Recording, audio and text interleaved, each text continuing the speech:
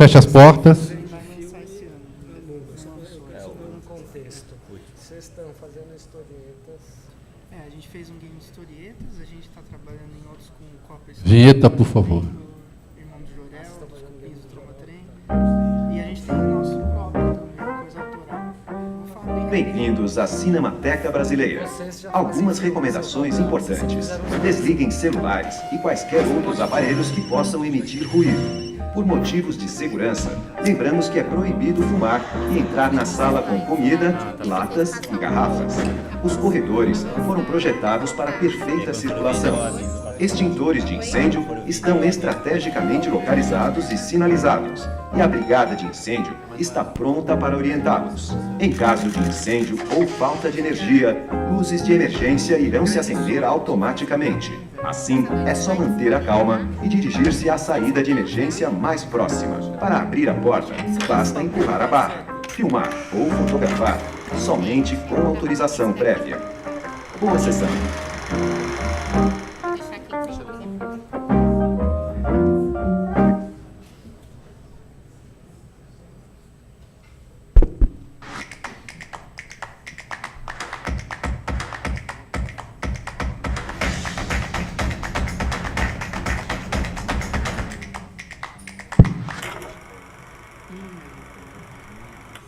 Bem-vindos todos à penúltima mesa do primeiro dia da Semana ABC. Quero pedir desculpa pelo atraso, mas a gente vai atrasando um pouquinho cada uma e acaba, no final, tendo um atraso um pouco maior.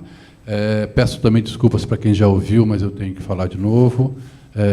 Depois da última mesa, depois dessa mesa, nós temos mais uma mesa, que é a mesa patrocinada pela ARRI, Conquistas Tecnológicas e a Arte da Cinematografia. O nosso convidado internacional, que é o Kees von Rustrum, que ele é o presidente da associação da ASC, American Society of Cinematographers, seria o correspondente da ABC nos Estados Unidos, junto com Afonso Beato, né, que já foi presidente da ABC, fotógrafo também, ASC e ABC.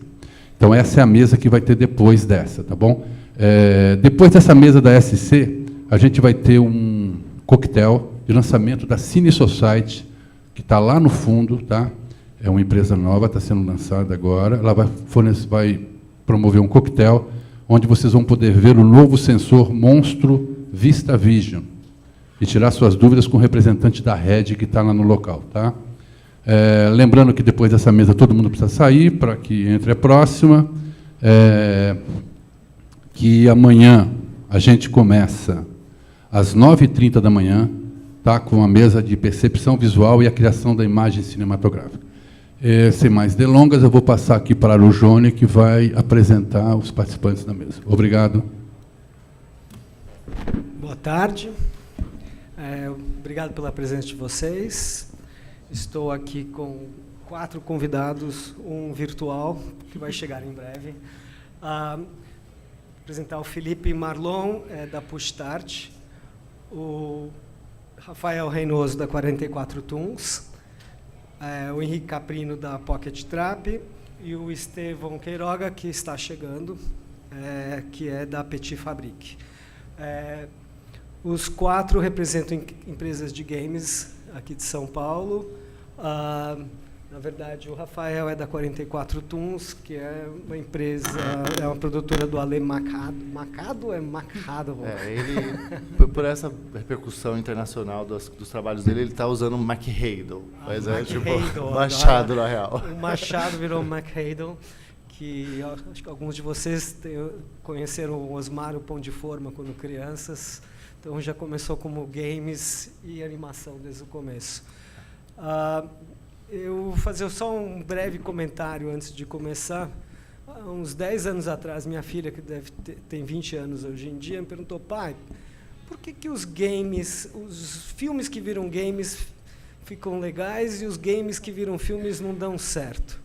E, na verdade, acho que uma das questões que a gente começou a falar bem de leve por aqui, que acho que isso deve estar mudando, ou muitas pessoas estão tentando fazer com que isso mude, não é uma verdade absoluta, mas eu fiquei encafifado com esse comentário de uma menina de 10 anos de idade. Então, só para colocar um pouco de contexto aqui, Eu vou pedir para cada um vai falar uns 10 minutos, fazer uma apresentação do trabalho, dos projetos que estão desenvolvendo, daí a gente vai abrir a mesa para perguntas depois. Então vamos começar com o Felipe Marlon. Então, boa tarde a todos, obrigado aí pela presença. Acho que esse comentário vem porque quem assistiu o filme do Mario quando era pequeno é traumatizante, né? Aquele filme é muito ruim, né? Então você não acredita que é possível fazer isso. Tão ruim que é bom, né? Tão ruim que é bom, né? Então, bom, eu sou da Push Start e a gente se intitula como um estúdio de conteúdo interativo, né?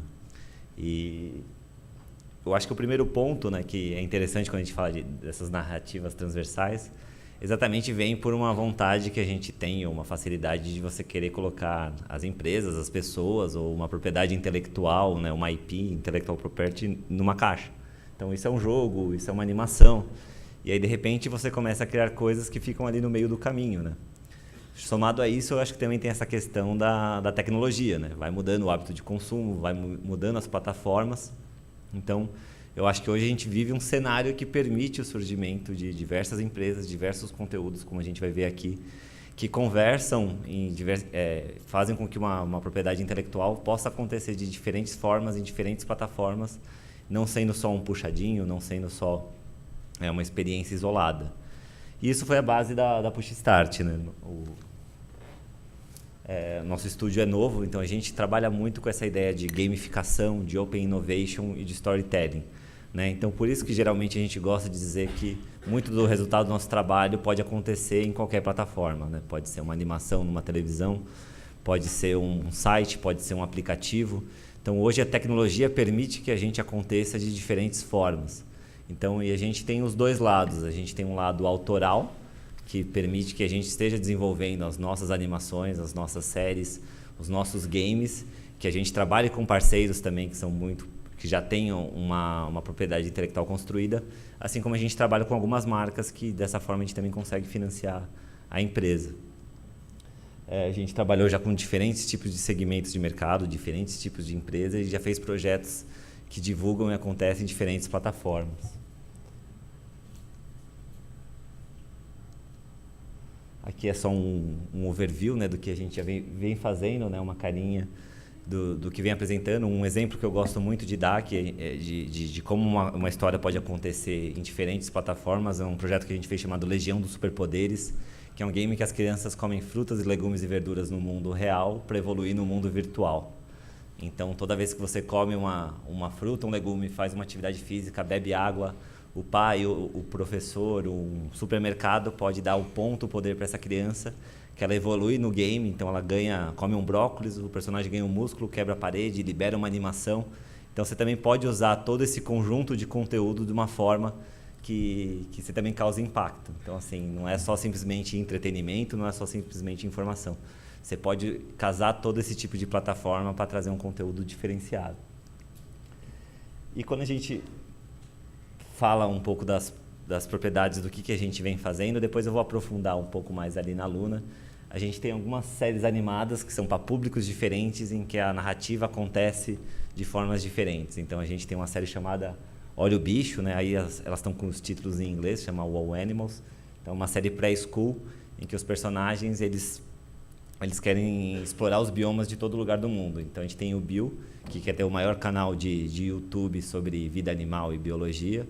A gente tem o Tufo, que é uma lagartixa de apartamento, que leu todos os livros, sabe tudo na teoria, nada na prática. E a Cap, que é uma capivara que não sabe o que ela é. Então, quando eles encontram um bicho, ela tenta ser esse bicho. Então, ela encontra um panda, ela acha que ela é um panda. Ela encontra uma baleia, ela acha que é uma baleia. E a partir disso, ela vai descobrindo, vai desenvolvendo uma empatia, aprendendo sobre o bioma, sobre diversidade. Esse é um exemplo também de um projeto que a gente desenhou ele como uma animação tradicional. Existe um formato dele de 1 minuto, que é exatamente os vídeos que ele cria para as plataformas virtuais.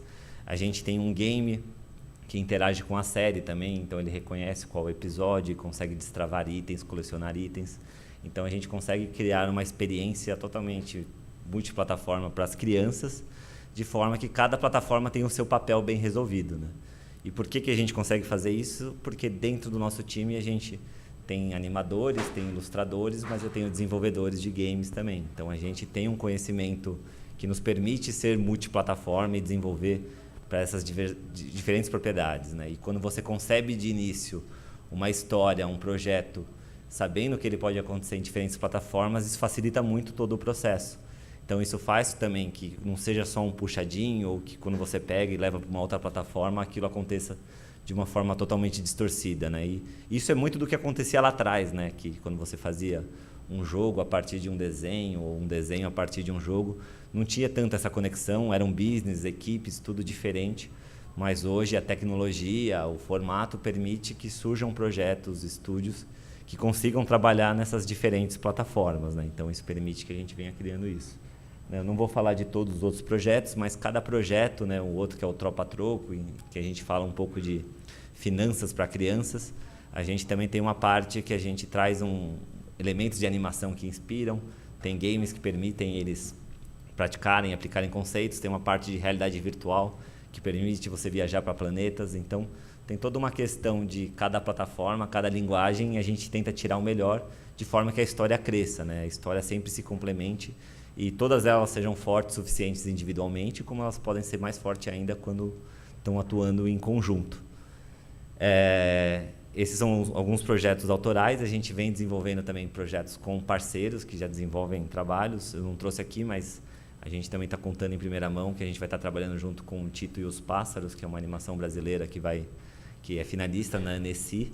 Então a gente também vai desenvolver experiência digital, o jogo, tudo isso em torno desse universo. Então vai ser uma experiência disso com um título de cinema.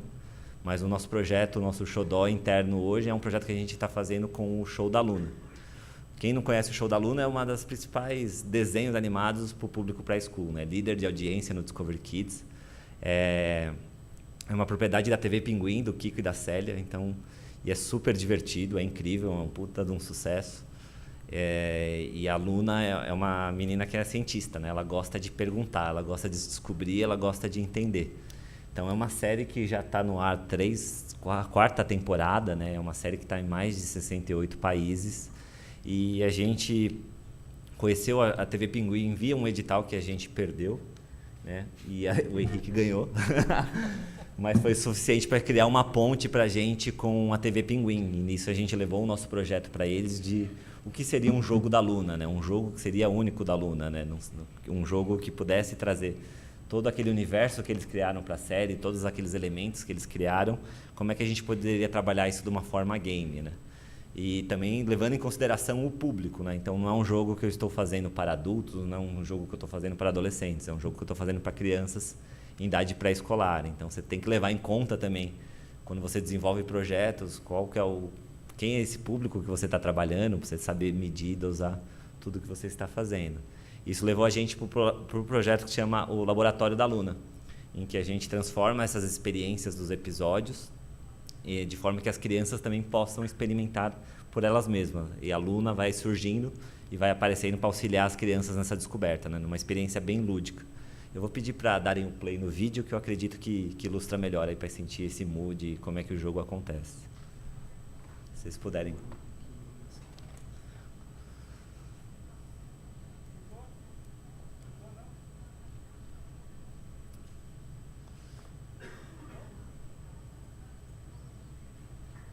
Para a gente não ficar num silêncio, então já vou falando mais um pouco, um pouco mais sobre o projeto. Então, assim, acho que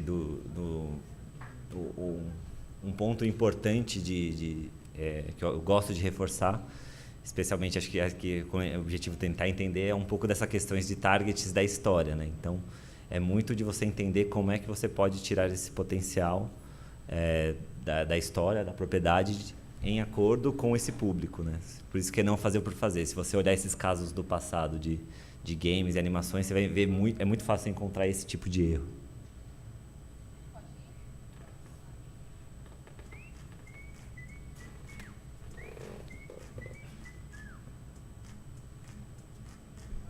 É um pouquinho do estúdio também.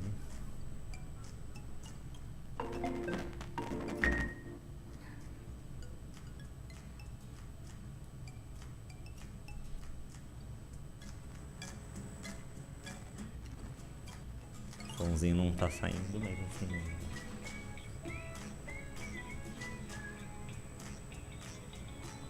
Uma outra coisa diferente também que eu acho que vale a pena dizer em comparativo a um processo de produção de uma animação ou a produção de um filme, né? Produzir um game envolve etapas diferentes também, né? Então, assim, porque o game te permite que você já realize testes. Então, é muito divertido num projeto como esse. A gente fez via rede social chamando os fãs da Luna. Foi uma criançada lá com os pais. Você coloca eles para jogar o jogo e você consegue coletar muito feedback. Então, assim, é uma obra que também é montada de um jeito diferente, né? Se você produz um filme, dificilmente você vai, ao longo do processo, você vai ficar testando. Num processo digital, num processo de jogo, de outras plataformas, isso permite que você realize testes ao longo do caminho, colete feedback e altere o caminho que você está tomando, né? Então, isso é uma coisa diferente também no processo, mas te permite chegar muito mais confiante na hora que você está lançando. Aqui um pouco do que o vídeo está mostrando é isso, assim, né? Para quem não conhece a Luna, no episódio ela pergunta, por exemplo, de onde que veio a nuvem da chuva, como é que a aranha faz uma teia, como é que surge o pão. Então tem todo um elemento musical também que acontece na série, né? Ela se transforma nesses elementos para tentar entender e descobrir como tudo funciona. Então, muito do que a gente quis trazer também foi mais dessa conexão com o mundo real, né? Então, ela quer entender como é que funcionam os anéis de Saturno, como é que funcionam os planetas. Então, a gente tentou trazer o que na série é mostrado quando ela questiona como isso acontece. Pelo jogo, a criança pode ir experimentando e tentando descobrir, tentando entender como todas essas coisas funcionam. Obviamente, você tem que trazer muito desse elemento de entretenimento. Então, tem muita música, tem muito som, tem interações assim que permitem a criança ter uma experiência muito mais prazerosa, né? Então aí a criança fica imersa mais de meia hora, às vezes, em cada um dos experimentos, em cada uma dessas etapas, né? Obviamente o jogo também ele é divertido para quem não conhece a Luna, né? Para a criança que não conhece, ela gosta de mexer, gosta de brincar, mas para a criança que assiste a série é muito mais divertido, né? Porque ela já tem uma identidade com os personagens.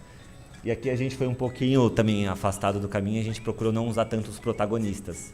A gente usou muito mais os elementos do universo da série do que simplesmente ser um jogo ali em que você controla a Luna, controla o Cloud ou o Júpiter, que é o irmão dela. Então, em vez de você controlar os principais, é muito mais você ter uma postura mais estando ao lado dela, tentando descobrir as coisas, né?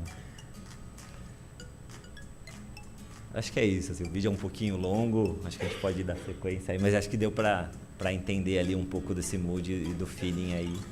E acho que tentar compartilhar um pouco desse tipo de aprendizado, de conhecimento que é construir esse tipo de projeto, né?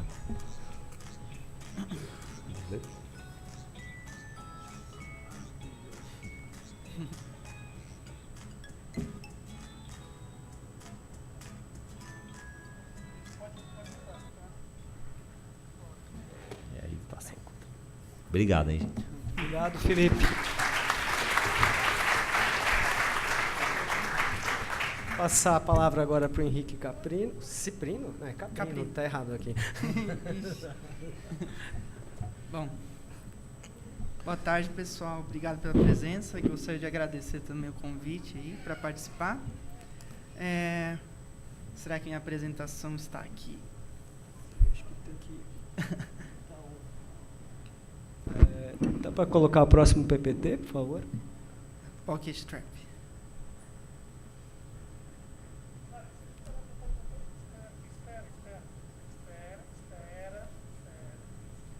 Bom, eu vou falando enquanto isso. Apresenta um pouco a Pocket Trap. A Pocket Trap é um estúdio independente de games, a maioria aqui no Brasil é independente, né? Mas é um estúdio pequeno aqui de São Paulo. A gente está na indústria desde 2013 e a gente desenvolve projetos tanto autorais como para outros estúdios também, né? Por exemplo, a gente tem tido uma parceria muito boa com Copa Studio e a Glass, né? Então a gente produziu um jogo de historietas no ano passado, que lançou junto com o filme, e agora a gente está produzindo um jogo dos Cupins do Tromba Trem, e após esse a gente vai produzir um jogo do Irmão do Jorel também junto com eles. Desculpa, não sei se vocês estavam escutando. Ninguém ouviu nada que eu falei. Ninguém ouviu nada. Bom, então a gente tem esses projetos com produtoras de animação, mas a nossa grande ambição é fazer os nossos projetos autorais alavancarem bem e se tornarem PIs de sucesso. Assim. O que eu quero dizer com isso é a gente conseguir construir jogos que podem virar longa, que pode virar quadrinhos, que pode virar animação.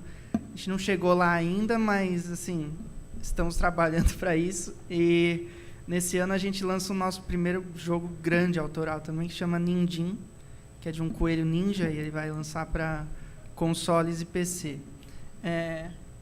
Agora sim, eu vou poder ilustrar um pouco melhor o que eu estou falando. Bom, se passar aqui. Aí. Bom, isso aqui eu já falei. Aqui nesse canto a gente tem as imagens de algumas dos nossos projetos. Ali no topo é um projeto que a gente começou a desenvolver agora. Ele chama Dodgeball Academia. E ele se passa numa escola de queimada, tipo uma Hogwarts de queimada. Assim, é um jogo também. O nosso principal foco são jogos, né? Apesar de ter essa pegada de transmídia. O do meio é o Ninjin e o de baixo é o game do Historietas que eu mencionei, que lançou no ano passado, né? Nós somos 3 sócios. O estúdio, no total, tem 4 pessoas. Então, 3 são sócios, 1 é um funcionário. E, bom, a gente busca fazer jogos que a gente gosta muito de fazer, se identifica, e a gente tem a ambição de transformar em PIs transmídia e também que seja reconhecido, assim, que vocês batam o olho e falem, aquilo é um jogo da Pocket Trap, sabe?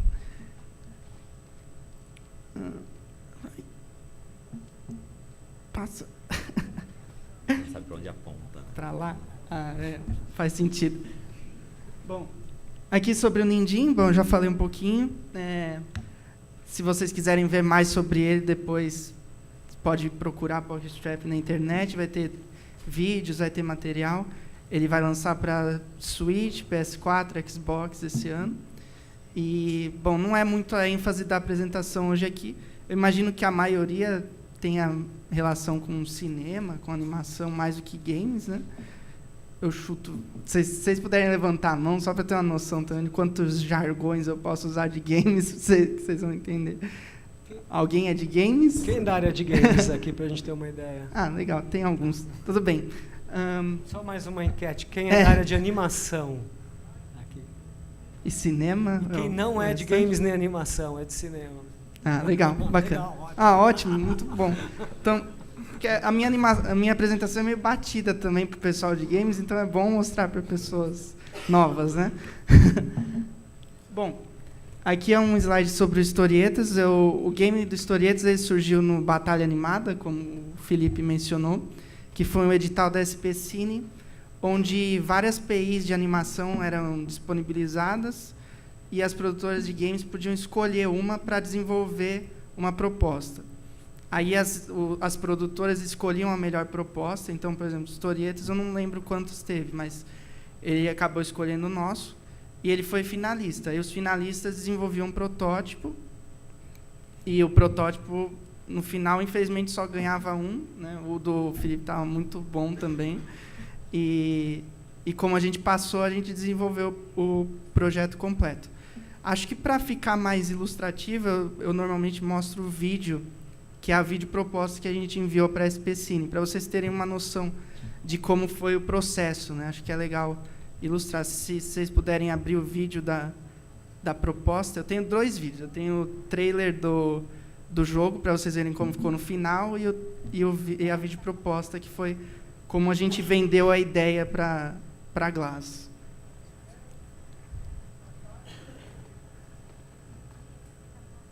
Vamos ver.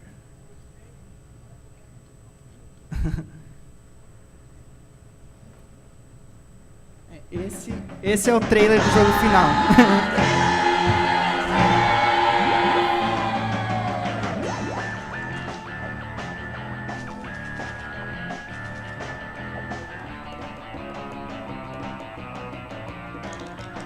Então, ele é um jogo bem frenético, né? Bem dificilzinho, daqueles que você fracassa bastante, mas fica meio viciado em tentar de novo.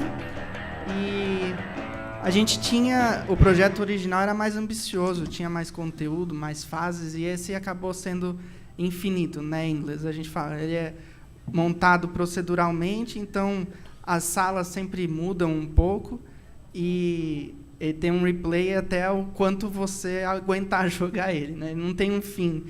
A gente acabou optando por isso porque, durante as conversas com a Glass, com o Vitor Hugo e tal, como ele acabou se tornando um projeto baseado no filme, a gente não queria entregar muito os personagens, a história.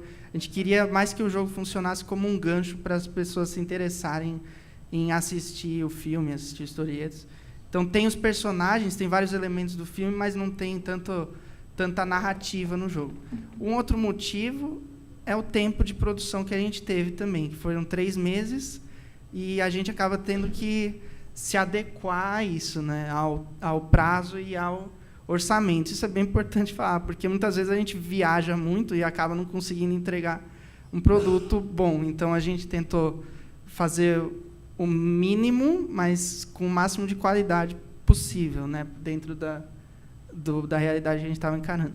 Isso é um motivo também do porquê alguns jogos de filme normalmente são ruins. Eles normalmente acabam tendo que enfrentar eles não têm o budget do filme e também não têm o prazo, normalmente, muito flexível. Porque você tem a pressão de lançar junto com o filme e é bem complicado alinhar as duas produções, né? Se tiver o outro vídeo meu aí, acho que é legal mostrar. Vamos ver.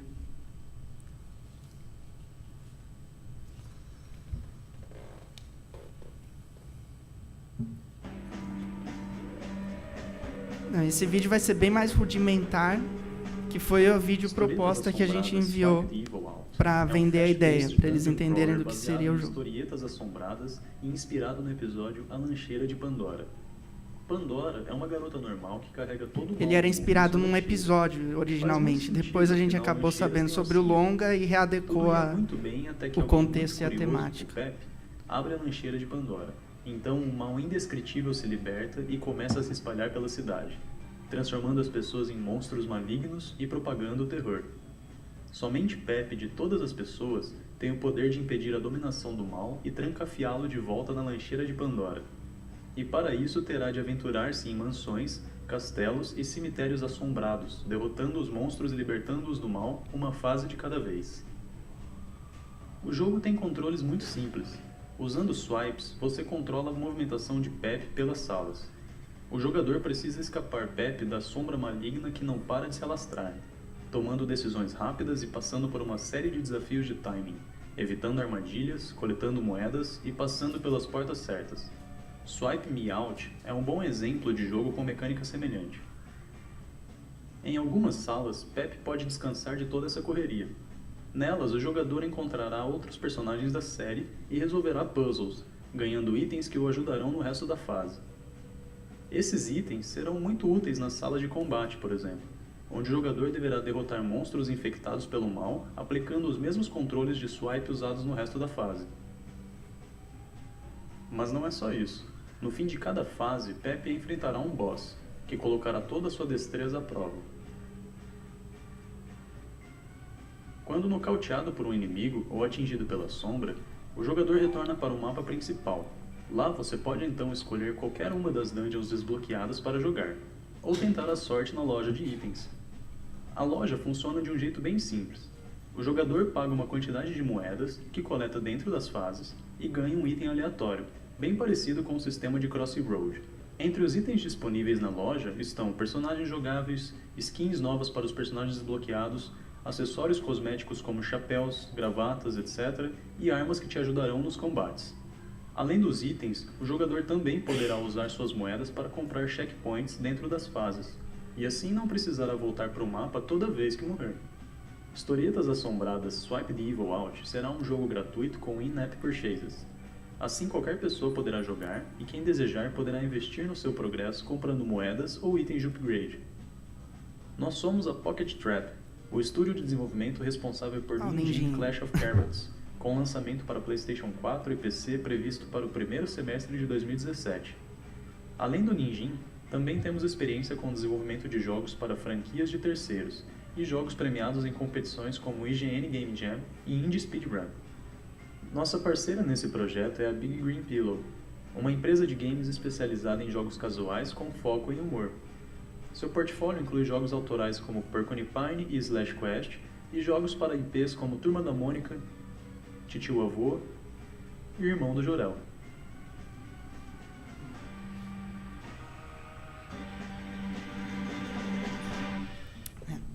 Então, espero que tenha sido interessante. Obrigado. O que a gente fez foi tentou fazer um pitch em forma de animação, né, bem simples, com rascunhos. Como a gente tinha um animador bem talentoso na equipe, isso foi possível. E vocês puderam notar que é bem detalhada a parte das mecânicas do jogo, né?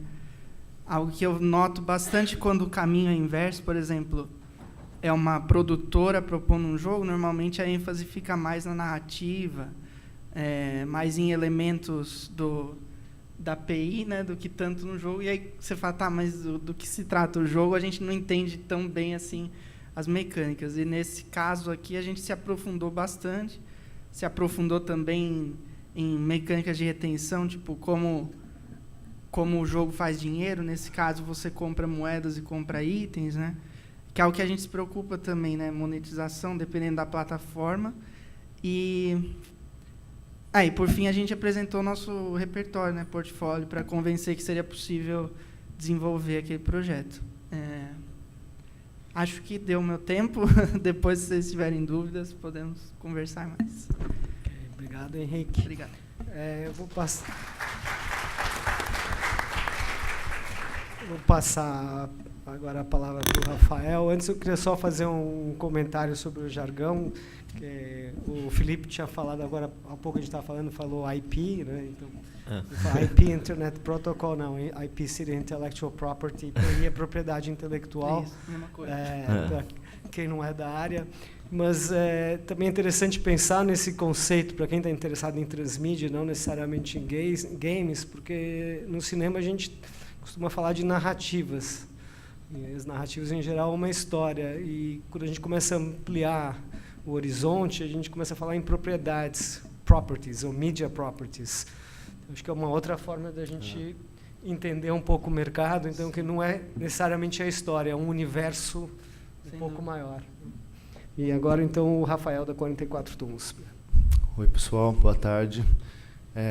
Eu sou da 44 Interactive, na verdade, que é o braço de games da 44 Tons. A 44 Tons, ela é bem, já desde 96, a gente lançou um jogo, Monstruário e o Enigma da Esfinge, aqueles boxes de CD-ROM que eram vendidos em banca, em Americanas e essas coisas. E até hoje, esse jogo já não é mais comercializado em grandes redes, mas até hoje esse jogo a gente recebe ainda pedidos de gente querendo comprar. Então, a gente já está até estudando a possibilidade de fazer mais uma edição de impressões em CD para ver se toca isso por conta da demanda. Bom, originalmente a gente tem um foco maior em animação. A gente lançou no ano passado a primeira animação em 3D estereoscópica, que é o Bugigangue no Espaço, que foi lançado em mais de 200 salas de cinema. A gente teve um bom número de audiência, considerando uma animação brasileira, que não tem, sei lá, nem 1% do orçamento que os grandes estúdios lá de fora têm. Eu acho que eu tenho a minha apresentação. Desculpa.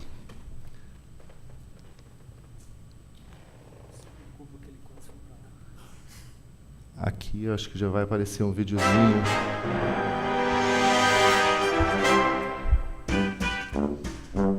Esse é basicamente o Enigma da Esfinge, o CD-ROM que foi... Esse é o Osmar, que é a nossa propriedade intelectual que está na TV Cultura, no Globo. A gente vai sair o longa dele agora também.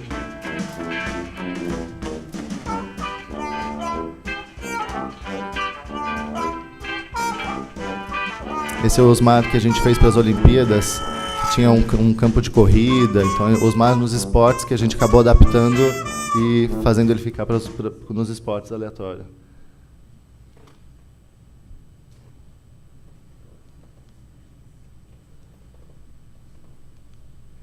Bom, acho que acabou.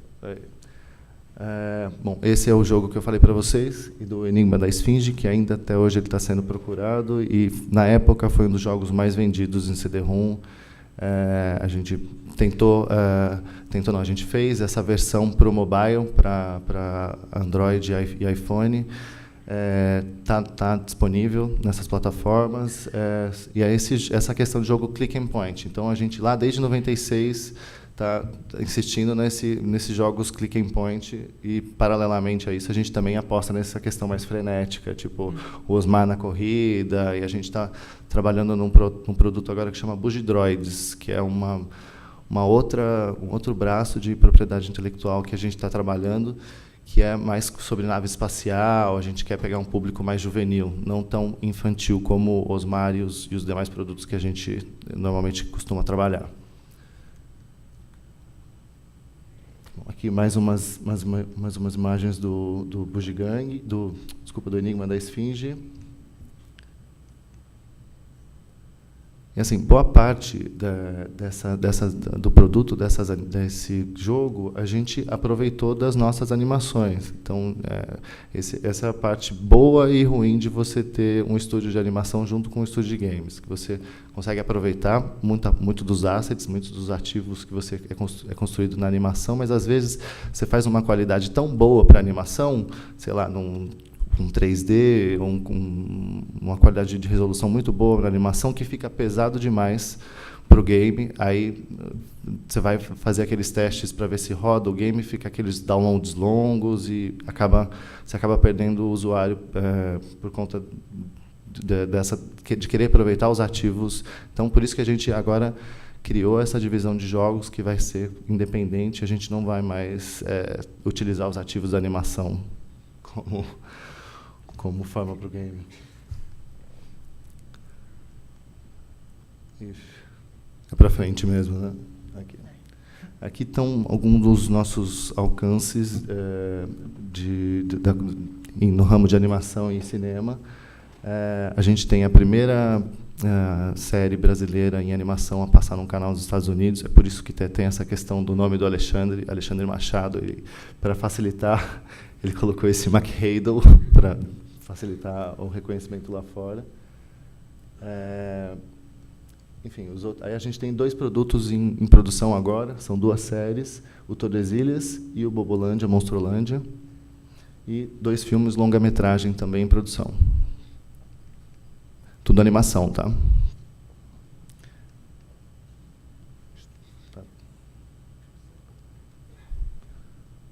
Bom, um ponto que eu queria aqui trazer para vocês é justamente a questão do fomento do audiovisual.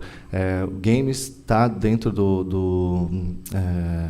dentro da seara de produtos de um audiovisual, mas até um passado muito recente ainda não tinha incentivo fiscal ou incentivos públicos específicos para games, ou tão adequados para games. Depois dessas últimas reformulações da Ancine, a gente tem muito mais opções de como captação de recursos para a gente poder desenvolver os games. E um outro ponto também, que vocês já até levantaram, é a da possibilidade de ser muito mais fácil, através do game, você fazer os testes de propriedade intelectual, ou seja, para saber se esse personagem tem aderência ou não com o público. É muito mais fácil você testar os personagens e os produtos que você tem com o game, além do game também ser, dependendo do game, obviamente, mas infinitamente mais barato do que uma produção cinematográfica. Você consegue fazer esse trabalho de avaliação mais no momento da produção. Você não precisa esperar lançar e depois avaliar como é que vai ser. Você consegue fazer isso de uma forma mais dinâmica. Hoje, atualmente, em games, a gente está trabalhando num produto que chama Bugidroids, que é aquela que eu comentei, que é um braço do Bugigangue no espaço, que a gente vai fazer. É um híbrido de nave e o personagem andando, descobrindo os cenários. Não é click and point, vai ser uma coisa meio nova para a gente. E a gente fez com um orçamento que a gente também teve, foi contemplado no ano passado, e a gente vai começar a produção dele agora. Bom, é isso. Acho que vamos chegar ali que o nosso amigo chegou. Muito obrigado.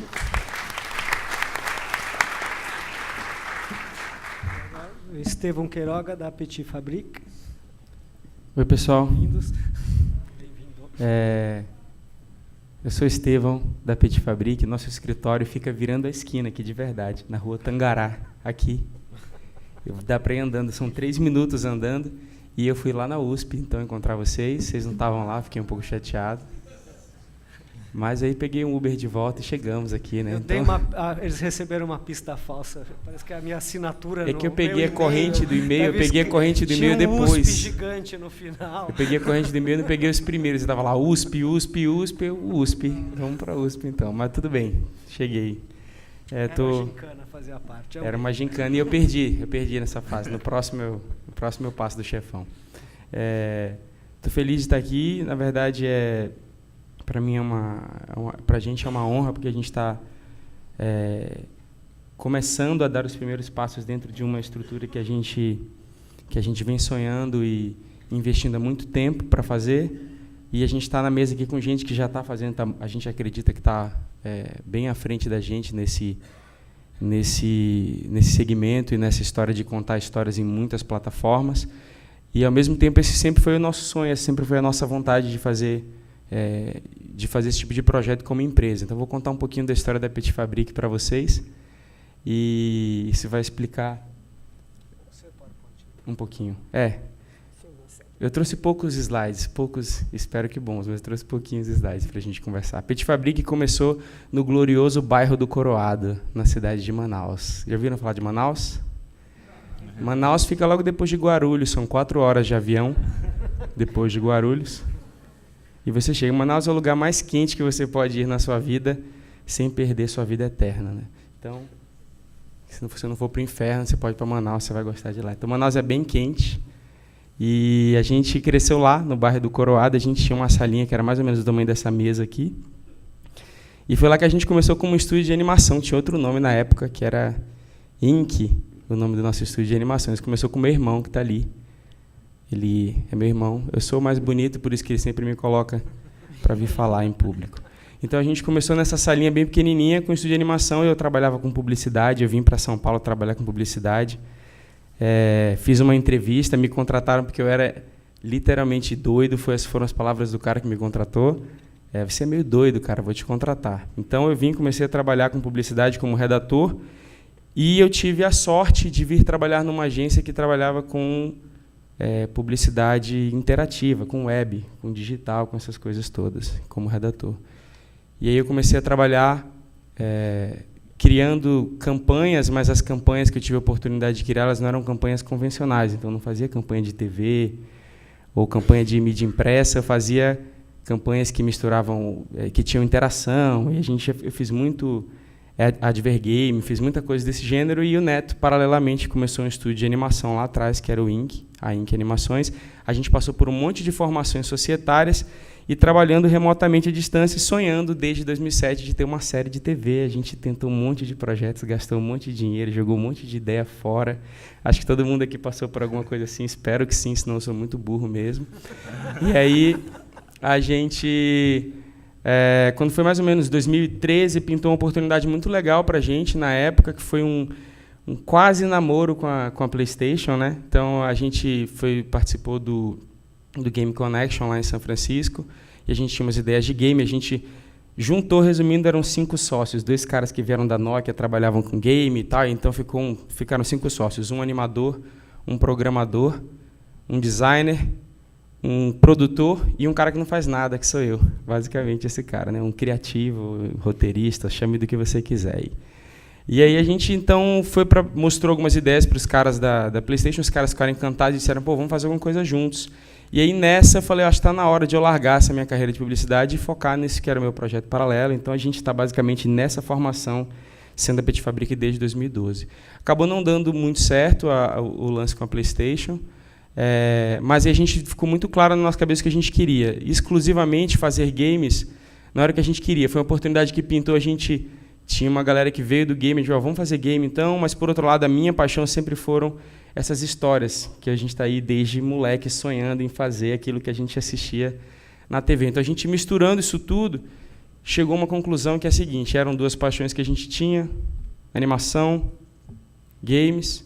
a gente tinha gente que vinha de games, que tinha cases de sucesso. Então, meus 2 sócios criaram um jogo chamado Incredible Circus, que foi considerado game do ano em 2011, teve 3 milhões de downloads, foi um sucesso.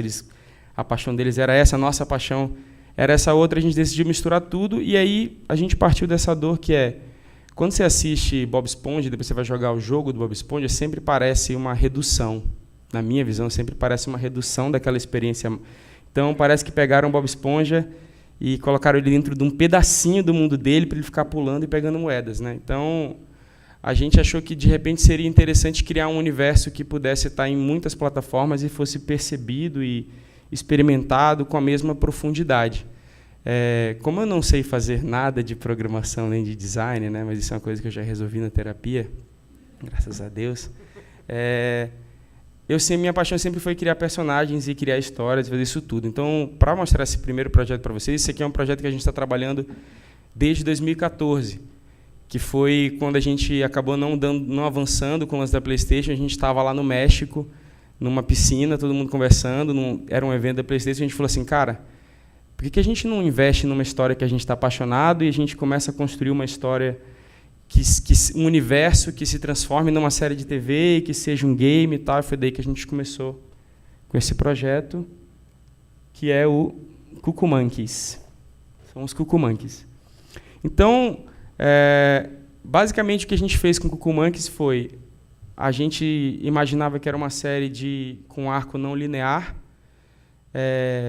a gente conseguiu imaginar como seriam esses personagens, a personalidade deles veio muito claramente para a gente, mas como uma série com arco não linear, muito humor nonsense, a gente tinha que fortalecer muito a identidade dos personagens, o perfil dos personagens tinha que estar bem claro, eles tinham que ter uma personalidade que não mudasse.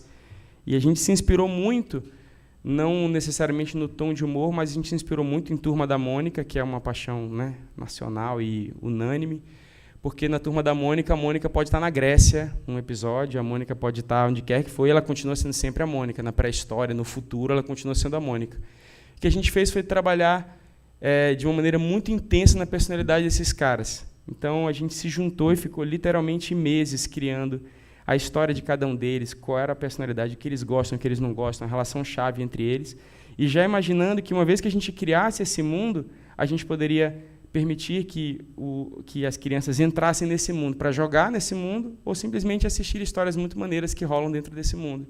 E a gente, então, se preocupou, a nossa primeira preocupação foi essa. A gente aprende muito com outras histórias de outros estúdios e a gente vê que tem muitos modelos, principalmente no mundo de games, tem modelos que já são testados e que dão muito certo, né? Então, a gente já viu histórias assim, para você saber se um game funciona, você tem que fazer um protótipo em 2 horas e, se ele rolar, ótimo, faz o protótipo, faz a POC tomando uma cerveja e ficou pronto e tal. E eu acho isso maneiríssimo, assim, né? Quem funciona dentro desse modelo. A gente já viu gente que diz, não, primeiro você faz um gray box, ou você faz primeiro um slice inteiro, você vai lá e coloca tudo, a experiência completa do jogo. E a gente partiu de outro caminho, e eu acho que eu também puxei muito para esse lado, pela minha paixão, que são as histórias. Então, eu numa escala, dentro de um game mesmo, o que mais me empolga são as histórias dentro dos games, muito mais até do que, esse gameplay, essa funcionalidade é muito louca. Para isso, tem gente dentro da minha equipe que faz isso, eu acho maneiro, a gente se mistura e a gente acaba equilibrando essa balança. Mas a gente partiu, então, disso, e eu pensei, eu quero mergulhar, eu quero entrar no mundo dos Cucumonkeys, eu vou mostrar mais ou menos para vocês como é que é esse mundo aí.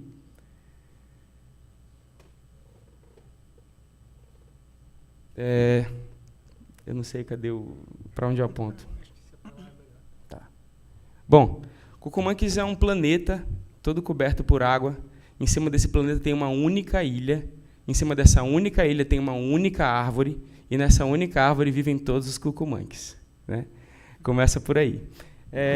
Essa árvore, apesar de ela estar assim, com um formatinho, a gente também pensou muito em transformar, que a árvore fosse um ícone, ela fosse um personagem. A gente pensou muito no shape dela, tanto nisso quanto no shape dos personagens. Todos eles vêm de uma mesma matriz, vocês vão já ver, mas eles partem todos, eles têm um family feeling muito forte, o que já foi pensado tanto como ícone, né, como pensando em animação, como também foi pensado em termos de customização, como seria fácil você trocar e customizar e adaptar e dar uma cara única para o seu personagem a partir de uma única base.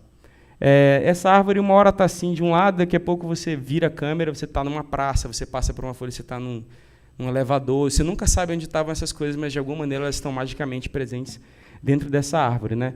Então, qualquer cenário pode surgir a partir de uma virada de câmera, alguma coisa assim. Então, esse é mais ou menos o universo. E tem essas portas. Essas portas são as portas mágicas dos Cucumanques. Em cada porta dessas, você pode ir para qualquer mundo, literalmente. Então, ali você vai para um mundo mecânico, depois você vai para um mundo jurássico, depois você pode entrar num negócio que é simplesmente a sala do Palácio do Rei, ou um mundo de gelo. Todos esses são cenários reais do game, que vocês estão vendo aqui atrás. E um mundo submarino, você pode também entrar numa porta que te leva para o mundo 5 minutos atrás. Ou Egito Antigo, ou tudo aqui é de cabeça para baixo, ou o mundo do silêncio, onde ninguém fala. Então, qualquer coisa pode acontecer, e em cima desse nonsense, a gente se mantém fiel à personalidade de cada um deles, a interação entre eles, isso é o que nunca muda, mas a realidade ficcional é bem absurda. E aí tem um grupo de amigos, que são esses caras aqui. Esse primeiro que vocês estão vendo aqui na frente é o Mr. Monkey, ele é o nosso Mickey. E ele é a base também física de todos os Cucumanques. Então, o Mr. Monkey é um cara muito gente boa, todo mundo ama o Mr. Monkey, mas ele é extremamente vaidoso e quer resolver tudo sozinho. E aí ele descobre sempre, ao final de um episódio, por trás da história, que ele precisa de gente para resolver as coisas. Ele precisa de colaboração, mais ou menos como é Petit Fabrique, né? Então, ele tem que misturar um monte de gente diferente para resolver os problemas. E esse lance de colaboração acabou sendo um drive gigantesco para a gente no jogo. Então, o jogo ele é todo em cima de colaboração. A gente está constantemente expandindo esses features sociais do jogo. Tem uma rede social dentro do jogo para você se conectar com seus amigos e tal. Aí eu vou falar só 3, depois a gente não sei se dá tempo de falar de todos, então vou falar só 3. Aquela é Monita. Monita divide o protagonismo do jogo e da série com o Mr. Monkey. Ela é filha do rei. O rei, só para pontuar, é aquele cara ali em cima com a vassoura na mão. O rei dos Cucumanques é o cara que limpa tudo, que serve todo mundo. Então, ser rei dos Cucumanques significa ser o cara que mais trabalha pela comunidade toda.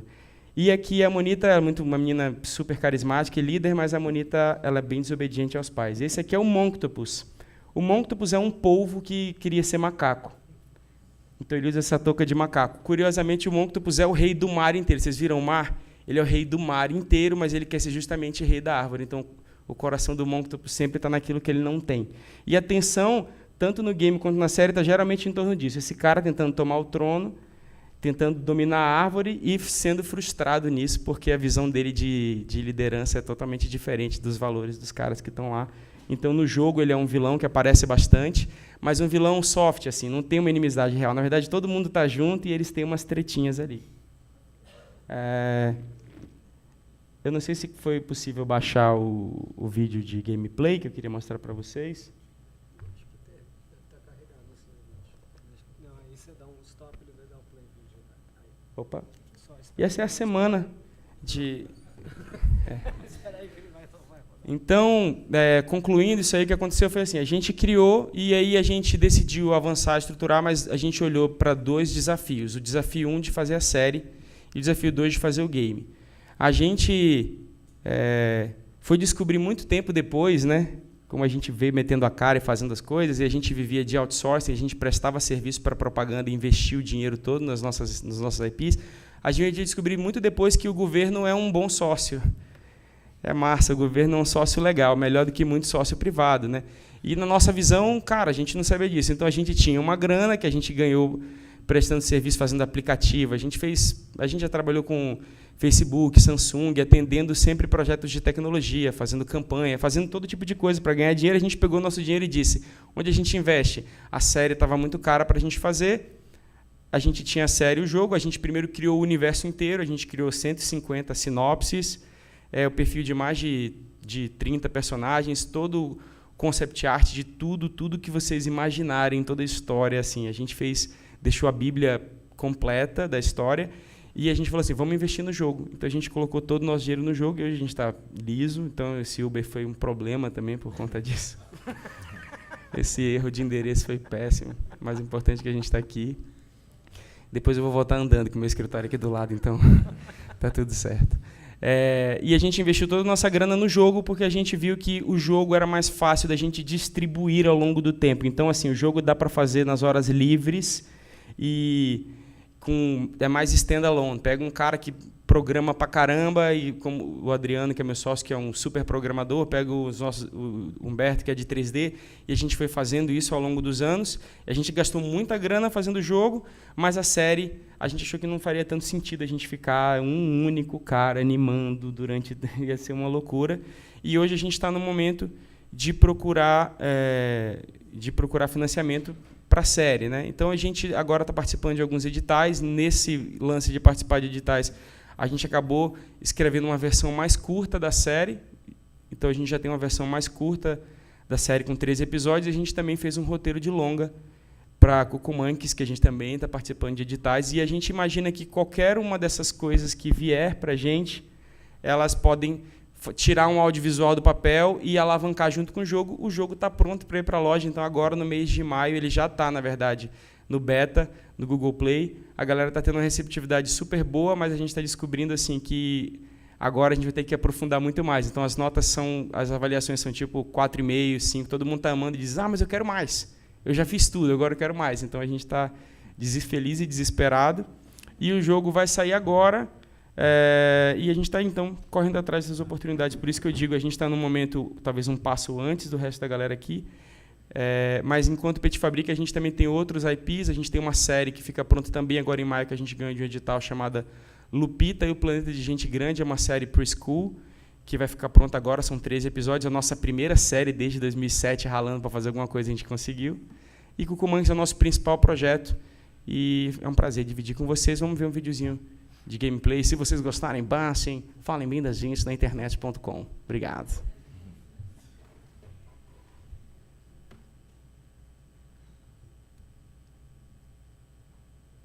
Não está rodando. Não tem o vídeo. Não tem o vídeo. Mas é bem bonito, viu, queridos? Acreditem. Eu já joguei lá. Já joguei. Você jogou? Lá em São Francisco eu joguei. Ah, você jogou? Joguei, gostei pra caramba. Vale a pena. Obrigado. Então, para vocês darem uma olhada no vídeo de gameplay e conhecerem um pouquinho do universo, cucumonkeys.com. É só entrar, tem um vídeo de gameplay logo na home, assim, ó, pam, vocês vão dar uma olhada lá. Obrigado, gente.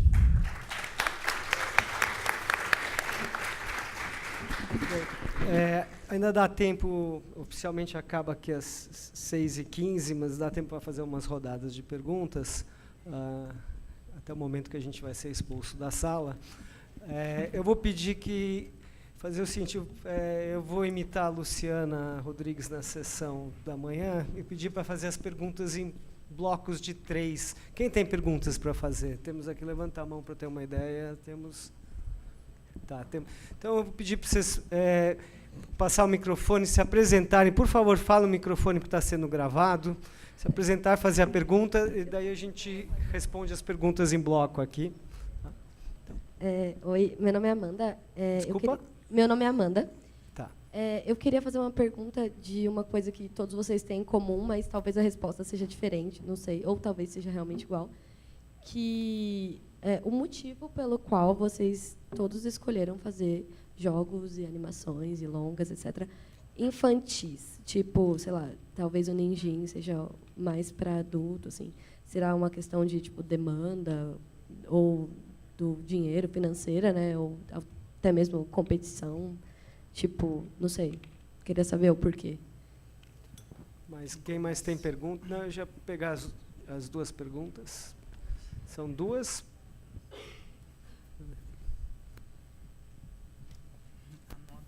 Opa, boa noite, eu sou o Thiago. Eu queria fazer uma pergunta para o pessoal do Cucumanques. Qual foi a referência... Desculpa, como seu nome? Thiago. Thiago, tá. Qual foi a referência que vocês usaram na parte de arte do Cucumanques? Porque me assemelha muito com Crash Bandicoot e também com Donkey Kong, em algumas coisas. Quais foram as suas referências artísticas? Só isso. Mais alguma pergunta? Tem uma aqui, ó. Eu vou ser um mercenário da história. Eu queria entender um pouco como é que... Você é o... Jailson. Jailson. Tá. Como é que vocês ganham dinheiro? Como é que veicula? Eu não entendo. Eu sou um retardado digital. Mas eu fiquei muito curioso com o trabalho de vocês e eu queria saber como é que funciona na vida prática. Embora o Manaus tenha dado uma resvalada no assunto. Obrigado. Bem, eu vou a pergunta da Amanda e do Jailson para a mesa, então eu vou abrir ela para a mesa e deixar por último a pergunta do Tiago. Então, a pergunta da Amanda é em relação ao público infantil, porque a preferência, porque essa decisão, e a pergunta do Jailson era falar um pouco mais de como vocês sobrevivem, se vocês ficam só no cartão de crédito para sempre. Então, se vocês puderem responder uma ou duas das perguntas, como preferir. Sobre o foco em ser infantil, acho que nossas crianças são tão bombardeadas por conteúdos de todos os países que eu acho que faz todo sentido a gente trabalhar também para ter um mercado, para ter nossa participação nesse mercado, no mercado brasileiro. No nosso caso, eu não considero o Nindim pré-escolar mesmo, eu considero ele é mais para uma faixa assim, Cartoon Network, eu diria, sabe, meio Adventure Time e tal. Assim, nos eventos ele costuma atrair um público bem variado, assim, desde marmanjo a criança, ambos os sexos, então isso é bem positivo. Se você pegar o jogo para jogar, você vê que é difícil pra caramba, assim, bem desafiador, mas a gente se preocupa assim, ele ser amigável também, porque a gente tem noção que a estética atrai um público bem jovem, bem iniciante. Então, a gente tem a ambição dele conseguir ser jogável por todas as idades, assim, mas ele é bem difícil. Eu me sinto até meio mal, às vezes, em ver algumas crianças apanhando pra caramba no jogo. Mas, e assim, o motivo desse público é mais pelo nosso repertório, assim. Todo mundo da Pocket cresceu assistindo animes, assistindo cartoon e acaba sendo as nossas referências e o que a gente gosta, né? Então a gente consome até hoje, então pra gente faz sentido isso. Na Push Start, antes de ter o estúdio, a gente fazia projetos com novela, com futebol, que não tinham nada a ver com o público infantil. Mas a decisão acabou sendo mais estratégica, porque acho que pesa alguns aspectos, porque, por exemplo, criança tem mais facilidade de adesão a esse tipo de proposta de conteúdo do que adulto. Eu acho que também tem mais possibilidade de modelo de negócio, já fazendo conexão com o mercenário, que eu acho que é possível você expandir mais fácil o modelo, encontrar esse tipo de oportunidade. Então, e além do que a vontade criativa, né? É isso, você cresce cheio de referências. Acho que é uma questão de mercado também, assim, a gente é invadido toda hora por diversas propriedades. A gente tem uma dificuldade maior também do ponto de vista de dinheiro, por causa da questão de publicidade infantil e tudo mais, ou de modelos de licenciamento, que dificulta muito, emperra muito a questão de produção de conteúdo infantil no Brasil. Então, tem esse contexto, mas seria muito legal, e certamente no futuro também, a médio prazo, a gente enxerga trabalhando isso talvez mais com live action ou conteúdo adulto, assim. Acho que a questão da narrativa ou de plataforma não há nenhum tipo de impeditivo. Eu concordo com as três visões, a minha resposta é uma mistura das três mesmo, porque primeiro é o que a gente cresce vendo, e eu acho que o conteúdo dito infantil ele acaba sendo muito mais universal do que o conteúdo para adultos. Eu assisto um monte de desenho, não sei vocês, mas eu assisto um monte de desenho, assisto com meu filho e acho massa, assim. Então, eu acho que hoje isso é bem mais comum, né? Não desenhos exclusivamente para adultos, mas, sei lá, minha filha gosta de Hora de Aventura, eu também, e a gente assiste junto e gosta junto. Então, acho que isso aí a gente acabamos sendo crianças que sobreviveram, né, de alguma maneira. Essa é uma coisa, então é super interessante para a gente, tem uma liberdade de fazer humor mais despretensioso. Eu acho o conteúdo infantil mais despretensioso, às vezes, do que o conteúdo adulto. Você pode rir mais sem culpa, né, fazer piadinhas mais simples, eu acho que isso é uma paixão. Em relação ao mercado, é muito mais fácil você internacionalizar um produto em animação do que um produto live action, por conta do lip sync, sendo bem direto ao ponto, assim. Então, você faz Cuco Monkeys, a gente, por exemplo, pretende fazer dublado originalmente em inglês, porque para você vender para qualquer outro país a sua série animada, ela tem que estar em inglês. Então, se a gente dublar em português, a gente vai ter que depois redublar em inglês para poder vender para a Polônia, por exemplo, ou para Al Jazeera Kids, ou qualquer canal que você queira imaginar aí. Então, a gente fazendo isso originalmente em inglês, é mais fácil depois dublar para o português, do jeito que a gente compra os desenhos de fora, do que o contrário. E também é muito mais fácil você licenciar um produto de um conteúdo infantil do que você licenciar um produto de um conteúdo animado do que um produto live action por conta do próprio personagem ser gráfico. Então, quando você pensa em fazer alguma coisa multiplataforma, é muito mais fácil se adaptar para um game, qualquer jogo ou qualquer coisa aqui, do que se adaptar o Walter White para um game, entende? Você vai ter que criar um novo Walter White para fazer um game, para depois colocar ele na camiseta. Só complementando, acho que tem esse lance um pouco do que a gente falou aqui, que às vezes é um pouco do que o professor estava falando, de que é a construção de um universo, né? Nessa parte infantil, naturalmente, você constrói um universo quando você está fazendo isso, e o formato permite você trafegar melhor, assim. Então, há uma vantagem grande quando comparado com uma coisa live ou com se fosse um filme também, que é uma narrativa diferente de série, né? Então, você criar se você fizer, imagina, se você fizer um game do Avengers, tem que criar de novo um Thor para o seu game. Você não vai usar o do filme, só vai se inspirar naquilo. Então, como a gente é apaixonado por muita coisa, é mais fácil fazer um conteúdo num universo infantil isso, e a gente se diverte mesmo. Eu rio igual assistindo coisa para gente grande. Então, acho que é uma soma de fatores que faz muito sentido. E como o Mercenário colocou ali, comercialmente é interessante também. Mais interessante para uma empresa brasileira conseguir alguma coisa internacional a partir de um conteúdo infantil, na minha visão. E só complementando sobre como a gente ganha dinheiro, a gente não ganha... tô brincando. A gente vende muito para fora mesmo, igual eles falaram. Todos os nossos jogos, a língua principal é inglês, depois a gente passa para português. Porque é um mercado, por conta de ser muito digital, né? Você distribui em plataformas digitais, é muito fácil de exportar, né?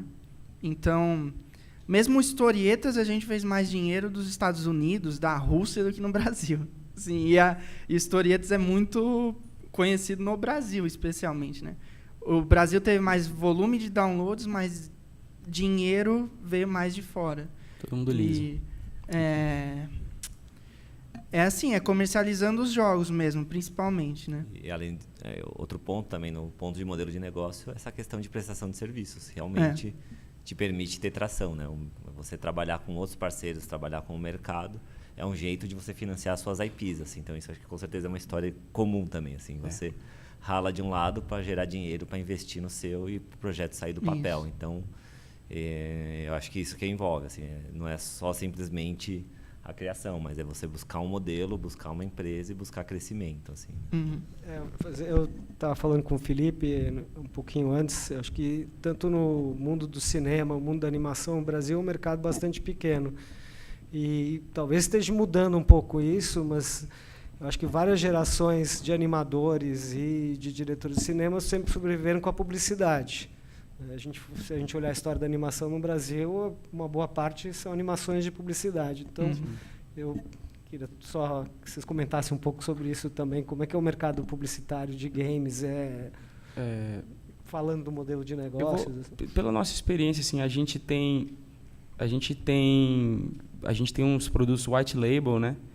Então, a gente fez uma plataforma de games para uma marca que contratualmente nós não podemos falar que é nosso, mas é nosso, e a gente usa os personagens deles, mas a plataforma é toda nossa. Isso foi uma coisa que até hoje é uma fonte de renda recorrente para a gente na Petit. A gente já fez muita coisa de animação, mas assim, o mercado de publicidade ele oscila junto com o mercado todo, né? Então tem épocas em que se está se pagando muito bem por animação, tem épocas em que a mesma animação que ele faria por você por X, ele é X dividido por 3. Então, assim, ele vai falar, é o que eu tenho. E aí você está tão apertado que você diz, não, pensando bem aqui, eu fiz umas contas e acho que dá para fazer assim. Você acaba pegando tudo, né? Então, isso tem dois lados, né? Para a gente que quer investir em conteúdo, em propriedade intelectual, é muito sofrido, porque é uma grana que você ganha, mas ela também tem um passivo gigantesco embutido, e você perde tempo de estar investindo no seu negócio, e por isso que muitas vezes eu já aconselho vocês de cara assim, participem de editais, cara. Entrem nesse lance de edital. Pode salvar mesmo a empresa de vocês ou o projeto de vocês. Pode ser muito legal. Só a única preocupação que a gente tem dentro da Petit Fabrique é usar o edital não para comer do dinheiro do edital e depois acabar e ficar com um produto numa gaveta, mas aproveita esse edital para fazer um produto que tem um potencial de internacionalização depois. A publicidade é legal, mas é como eu estou falando, ela vem com dinheiro e com um problema junto, porque ela consome tempo e tem esse passivo invisível que fica ali embaixo, que é a quantidade de gente que você tem que contratar para produzir alguma coisa. Então, a gente acabou ganhando muito mais dinheiro, se a gente fosse ver proporcionalmente, em projetos não diretamente de animação, não diretamente de game, mas a gente acabou ganhando mais dinheiro em projetos de tecnologia, aplicativos que a gente fez, de realidade aumentada, enfim, a gente fez um monte de produtos assim, que a gente conseguia ter uma margem muito mais interessante para a gente, pelo menos. Então, a gente acabou atirando para todos os lados. Tem alguém que sabe fazer aqui dentro? Tem, vamos fazer. E com esse foco de tirar nosso produto do papel. Eu acho que assim, é um mercado que está realmente evoluindo e está se abrindo por essas questões de plataforma. Todo mundo com o celular na mão, é uma coisa que está mudando e a coisa vai acontecendo. Então, assim, seja pela história de games, o que está passando, ou projetos transmídia, mas o que aconteceu também com a animação, foi uma galera que foi desbravando. Você já teve Pinguim, o Kiko abrindo, a própria 44 Toons, o Ale Machado fez tanta coisa e hoje já produz Bugigang em 3D. Então, se você olha a história dessas empresas que estão há muito tempo, são uma referência, uma inspiração, mas que estão abrindo o mercado. Por isso que eu acredito que também isso vai aumentar aqui nesses números do Brasil. Às vezes é uma coisa muito de hábito também, né? Assim, a gente não tem esse hábito de gastar com isso, mas é uma coisa que vai mudar. Então, assim, acho que o desafio é se você se manter de pé até tudo vingar. É isso aí. Tinha uma pergunta das referências para você, do Cuco Monkeys. Referências visuais, né? Tá, mas nem aí o cara que falou, tá? Tá aí. Então, se você não tivesse ido embora, eu tinha dito, eu não vou responder, não. Tem muita referência, cara. Não sei, assim, não sei nem te dizer especificamente, mas a gente passou, na verdade, uma preocupação que a gente teve foi essa história de family feeling. Então, para estudar family feeling, a gente literalmente pegou, imagina todos os desenhos clássicos da Hanna-Barbera e Disney, a gente pegou todos os desenhos que tem turmas e a gente deixou eles só o outline. E estudou para entender o que esses caras têm entre si, por que o Pateta é tão parecido com o Mickey, mesmo sendo tão diferente. Então, a gente estudou literalmente a história de family feeling. Quando você tem uma turma, essa turma se parece. E alguns caras são muito felizes nisso e outros nem tanto. Então, a gente buscou muito isso. Aí passou por game também, a gente passou por games clássicos, como você falou. Por outro lado, eles também são meio atarracadas, né? Eles são super baixinhos. Então, a gente passou pelos Minions, que os Minions também têm um formato super geométrico, né? E eu acho um case super bacana assim, de design de personagem dos Minions, né? Porque eles são Oompa-Loompas e parecem os Oompa-Loompas, mas ao mesmo tempo tem uma baita personalidade, né? Tem diferenças entre si. Então, a gente estudou muita coisa atual e muita coisa antiga, mas esse é um dia que me lembro muito bem. Assim, foi o dia que a gente parou e falou assim, vamos ver se a gente está com cara de família aqui. E a gente foi até um pouco diferente, porque no caso dos Cuco Monkeys, o outline deles é sempre o mesmo. Aí a gente teve que tomar a decisão, vamos ter alguns grandes e outros pequenos. A gente chegou à conclusão, não, todos eles têm o mesmo tamanho e a gente só faz mudar meio cabeça de cima ou cabeça de batata, né? Então a gente só saiu, a gente troca aqui, o que acabou sendo super proveitoso para o game. Então, assim, referências foram muitas. A gente estudou muita coisa para chegar na nossa proposta. Mais ou menos isso aí. Eu acho que dá tempo para mais... acho que tinha duas perguntas, as 3, então eu acho que a gente consegue fechar 6h30, tá ótimo. Então, rapidinha, meu nome é Ninho Moraes. O que vocês acharam do jogador número 1 do Spielberg? O que a gente achou? Vai juntar as perguntas? Vamos juntar as perguntas. A pergunta específica. Não, responde a uma que é específica, é mais fácil.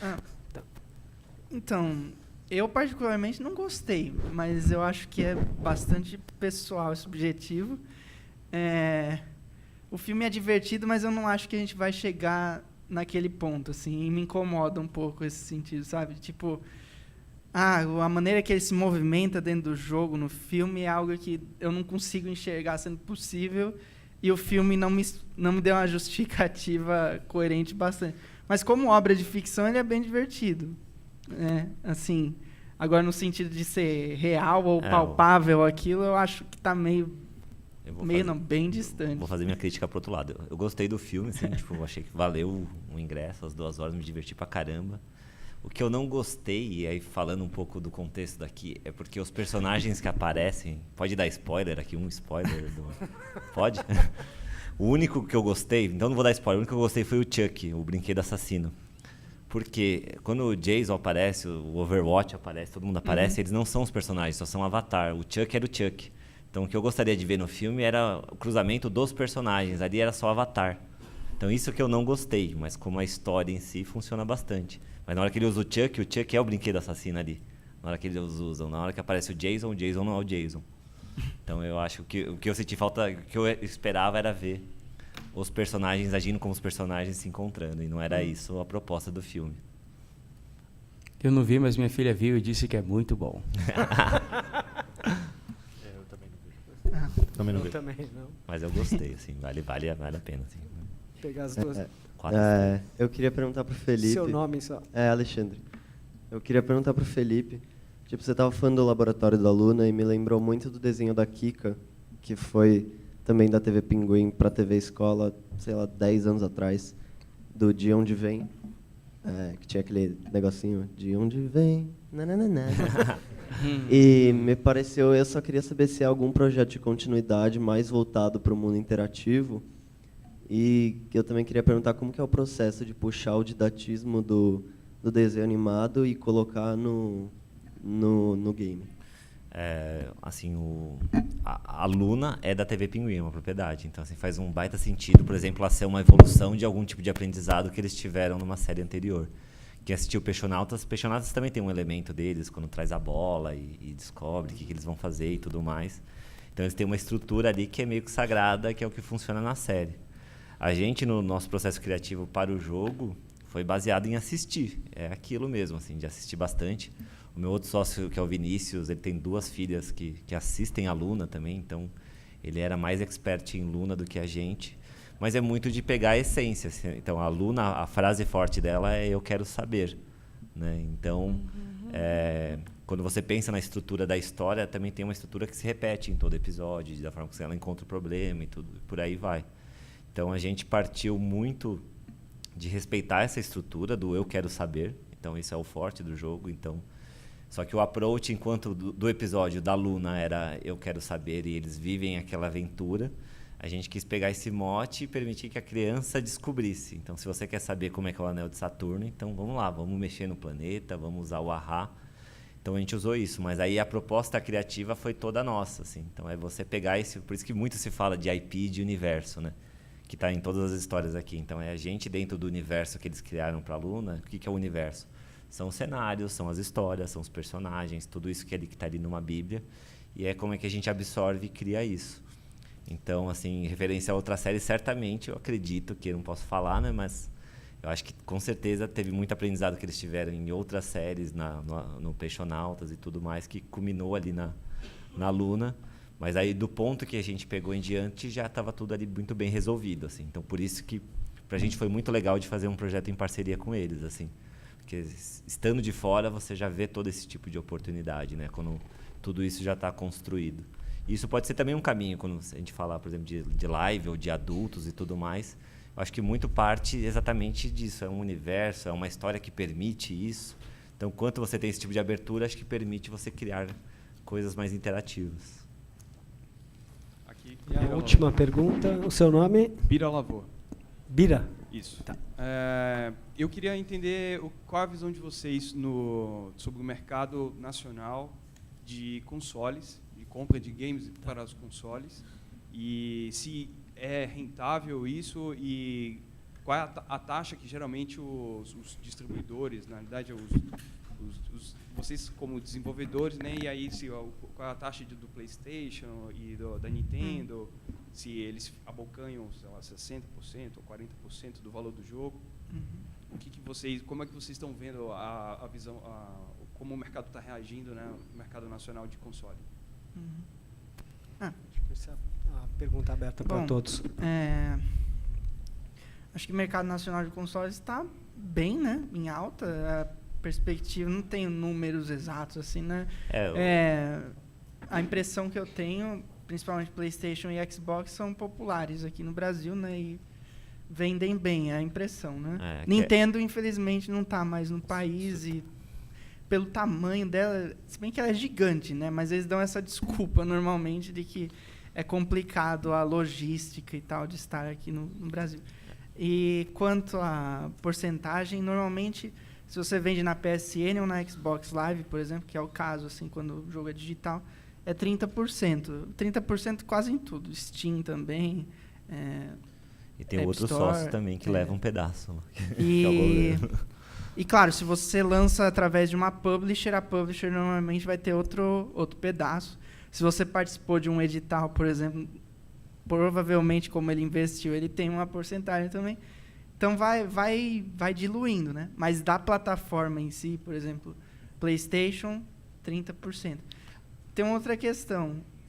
Como você está vendendo lá fora, tem uma tributação dupla que rola. Então, 30% vai para a loja, para a Sony, e como a gente está vendendo algo nos Estados Unidos, que depois vai para os outros países, 30% vai para os Estados Unidos também. Então, tem esse imposto se você é uma empresa brasileira comercializando. Mas tem soluções para isso, né? Tipo, publishers ou outros...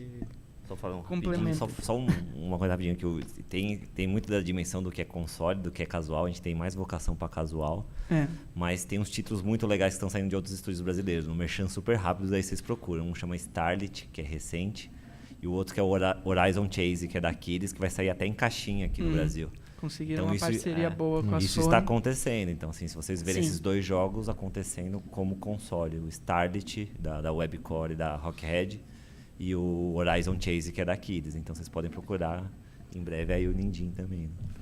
Sim. Bom, gente, pessoal... Johnny, só o seguinte. Deixa o nosso monitor, queria fazer uma pergunta, não vou falar aqui não. Bom. É a última pergunta da noite. Eu vi sua presença aqui, eu achei que a gente estava... Não, nós estamos, mas ele queria... Deixa ele fazer. Claro. Rapidinho. Meu nome é Matheus. Bom, Henrique, eu queria saber por que você vai lançar seu jogo no Nintendo Switch, como a Nintendo não está aqui já faz anos, e por que essa opção? Porque eu tenho um Nintendo Switch e tal, quero saber como consumidor mesmo.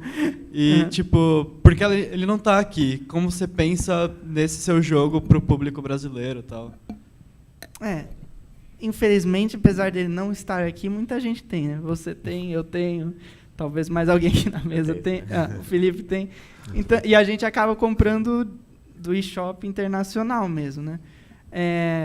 Você importa ele vai estar em português ainda, mesmo no Switch, né?